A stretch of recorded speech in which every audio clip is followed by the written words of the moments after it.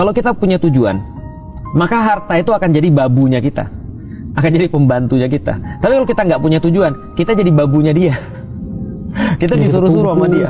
Iya, dia minta, ayo cari terus. Sampai akhirnya itu cuma kayak angka doang kan. Maksudnya kita jadi bingung, kita tuh mau ngapain. Ada banyak orang yang tertipu dengan pernah lihat ini nggak, ada film yang orang mau mencapai satu tujuan tapi dia punya distraksi. Sehingga orang tuh merasa bahwa perjalanan itu adalah tujuan. Misal contoh ya, nggak usah film deh, contohnya aja. Kenapa Bang Abdul bekerja? Biar tapi jangan mau pahala ya. Ini kita misalnya buat dunia, untuk yang dunia nih kan? Untuk dunia aja. Kenapa kita bekerja? Untuk yang penting anak istri bisa anak hidup. Istri. Ya. Benar kan ya? Ya? Berarti kita bekerja untuk menafkahi anak istri. Pertanyaannya, berapa banyak laki-laki yang pergi bekerja terus pulang dia bilang urus anakmu, aku udah capek. Tahu nggak maksudnya? Iya. Berapa banyak laki-laki yang merasa bahwasanya dia tugasnya bekerja? Dia tuh tugasnya bukan bekerja loh. Tugasnya itu mendidik anak istrinya. Cuman kan nggak bisa kalau nggak dikasih makan. Iya. Maka kita bekerja itu untuk supaya kita bisa didik istri dan anak kita. Berarti tugas kita sebenarnya itu ketika buka gagang pintu rumah itu baru tugas. Terus dari tadi ngapain? Pengantar. Mukaddimahnya itu dari jam 8 sampai jam 5 sore itu mukaddimahnya. Kapan kita baru sadar?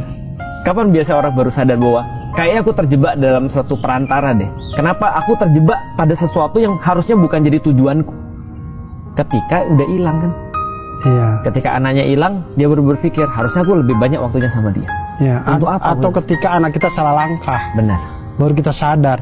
Aduh, kenapa selama ini saya nggak itu? Cuman masih bisa balik lagi kan? Tapi kalau mati kan pemutus semuanya. Nah, bagaimana caranya kita tuh menyadari itu semua sebelum kita mati? Itulah ilmu. Maka ilmu itu yang membuat kita akhirnya ngelihat dunia itu.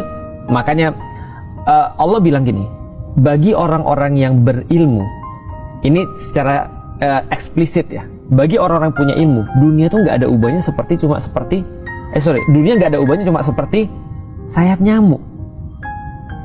Bagi orang berilmu nggak ada nilainya. Kenapa? Karena dia ngerti bagaimana ujung daripada dunia ini. Misalnya contoh gini ya Bang ya, aku sering ngajak temanku ke tempat makan yang paling enak yang pernah aku tahu. Contoh misalnya, aku senang mie. Aku tahu ada satu tempat di Jakarta misalnya mie yang paling enak versiku. Aku ajak temanku pergi ke sana. Cuma untuk ngomong gini, ini mie enak nggak? Enak banget Ustaz, serius enak. 1 sampai 10 berapa? 10 Ustaz. Aku bilang inilah ujung daripada permian di dunia. Jadi kalau kamu mau lebih enak lagi nanti masuk surga. Karena nggak ada lagi yang lebih enak daripada itu.